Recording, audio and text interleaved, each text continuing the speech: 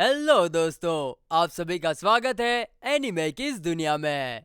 तो इस एपिसोड के स्टार्टिंग में हमें दो वर्कर्स दिखाए जाते हैं जो शॉप का बचा हुआ खाना बाहर फेंक रहे थे। उन लोगों को ये बात काफी बुरी लगती है कि ओनर बचा हुआ खाना उन्हें देने की बजाय उसे फेंक रहे हैं। वहीं उन दोनों को बाहर खाना रखते हुए साओ देख लेता है और उनके वहां से जाते ही वो वहां जाकर खाने लायक चीजें ढूंढने लगता है, जिस दौरान उसे कुछ दूध के पैकेट्स मिल जाते हैं। मगर तभी वो दोनों वर्कर्स वापस आ जाते हैं और उसमें से एक साओ को खाना चुराते हुए देख उस पर काफी चिल्लाता है। यह देखकर साओ उसके ऊपर एक ब्रेड फेंक कर मारता है और वहां से भाग खड़ा होता है।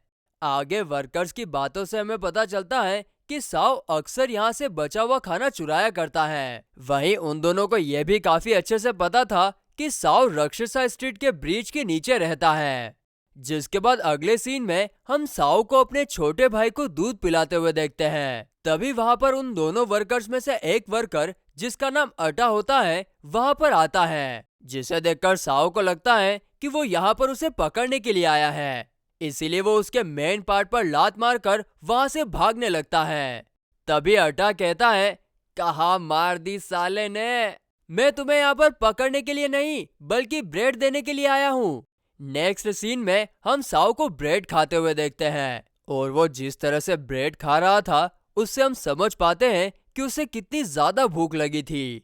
वहीं साओ से बात करते वक्त अटा को पता चलता है कि साओ के मॉम डैड काफी दिनों से घर वापस नहीं आए हैं और साओ अभी भी उनके वापस आने की उम्मीद कर रहा है।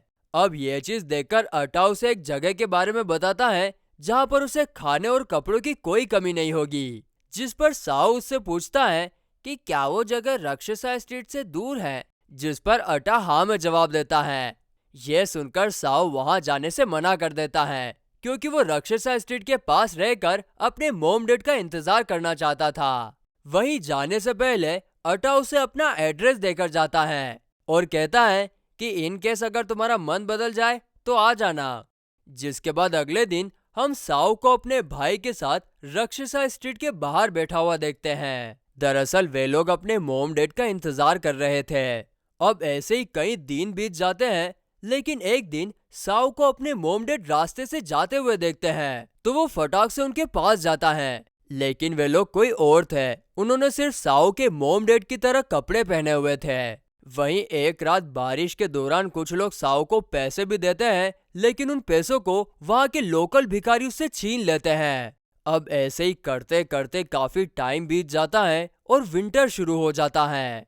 विंटर के शुरू होते ही कम कपड़ों में बाहर बैठने के कारण साओ के छोटे भाई की तबीयत खराब हो जाती है। इसीलिए साओ तुरंत उसे हॉस्पिटल लेकर जाता है, लेकिन डॉक्टर पैसे ना होने के कारण उसके भाई का इलाज करने से मना कर देता है। जिसके बाद साओ के पास कोई रास्ता नहीं बचा था तो वो अटा के पास जाता है और उसे उन दोनों को उस जगह पर ले जाने के लिए कहता है जहाँ पर खाने और कपड़ों की कमी नहीं होगी, क्योंकि उसके भाई की तबीयत बिगड़ती जा रही थी।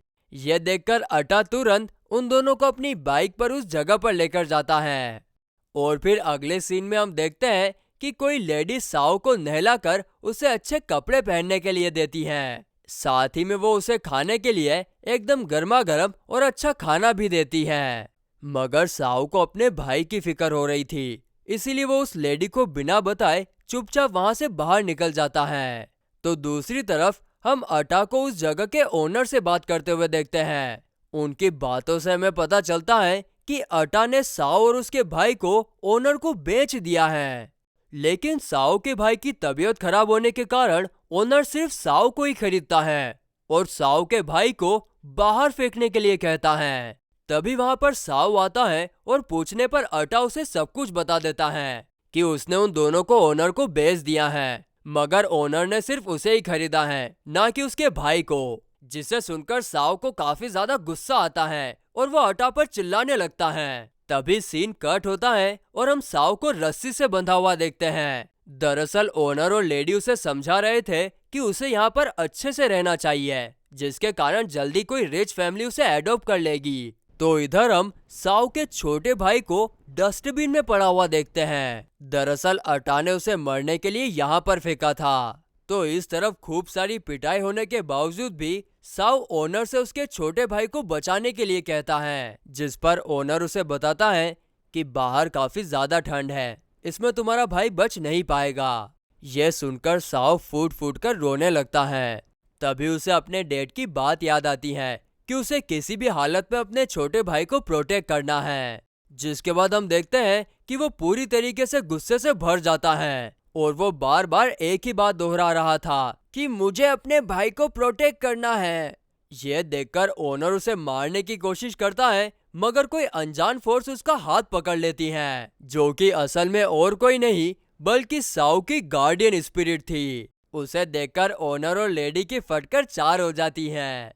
वहीं अगले सीन में हम अटा को देखते हैं। वो मजे से पैसे गिनते हुए कहता है कि पैसे कमाना कितना आसान है। तभी साउ की गार्डियन स्पिरिट उसे दीवार पर दे मारती है और साउ उससे पूछता है कि मेरा भाई कहाँ पर है। उसके बाद हमें हॉस्पिटल का सीन दिखाया जाता है, जहाँ पर साउ अपने गार्डियन स्पिरिट के साथ एक धमाकेदार एंट्री मारता है, जिसके बाद वो डॉक्टर को अपने भाई का इलाज करने के लिए कहता है और इसके लिए उसके पास पैसे भी थे।